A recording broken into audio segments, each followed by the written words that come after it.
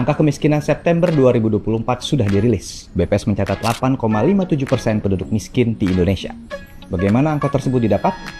Sebelum kita masuk ke penghitungan kemiskinan, kita pahami dulu konsep kemiskinan yang digunakan oleh BPS. Mengacu pada Handbook on Poverty and Inequality yang diterbitkan oleh World Bank, kemiskinan BPS dihitung dengan menggunakan konsep kemampuan memenuhi kebutuhan dasar atau Basic Needs Approach. Dengan pendekatan ini, kemiskinan dipandang sebagai ketidakmampuan dari sisi ekonomi untuk memenuhi kebutuhan dasar makanan dan selain makanan yang diukur dari sisi pengeluaran. Sedangkan penduduk miskin adalah penduduk yang rata-rata pengeluaran per bulannya berada di bawah garis kemiskinan. Sederhananya, garis kemiskinan adalah nilai pengeluaran minimum selama sebulan untuk memenuhi kebutuhan dasar, baik itu makanan maupun selain makanan. Sehingga garis kemiskinan adalah penjumlahan dari garis kemiskinan makanan atau GKM dan garis kemiskinan non-makanan atau GKNM.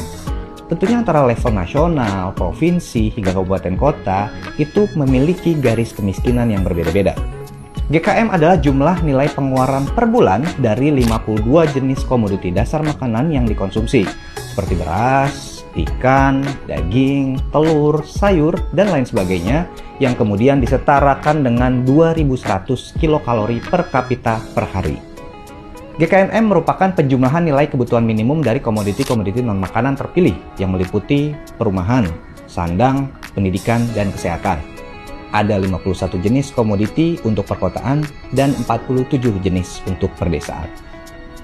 Tahap pertama, tentukan dulu populasi referensi. Apa itu? Yaitu 20% penduduk yang berada di atas garis kemiskinan sementara atau GKS.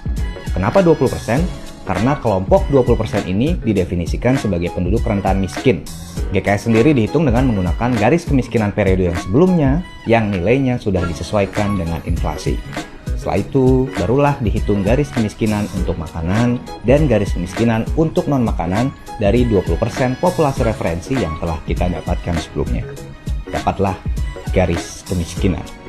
Dari garis ini ditentukan berapa banyak penduduk yang berada di bawah garis kemiskinan yang kemudian kita sebut sebagai penduduk miskin. Semua data bersumber dari Survei Sosial Ekonomi Nasional atau Susenas yang dilaksanakan pada Maret dan September. Susenas Maret untuk mendapatkan estimasi kemiskinan level nasional, provinsi, hingga level kabupaten kota. Sedangkan Susenas September untuk mendapatkan kemiskinan nasional dan level provinsi. Tentu menghitungnya nggak sesederhana penjelasannya ya, tapi sekarang sahabat data jadi tahu kan gimana cara BPS menghitung kemiskinan di Indonesia.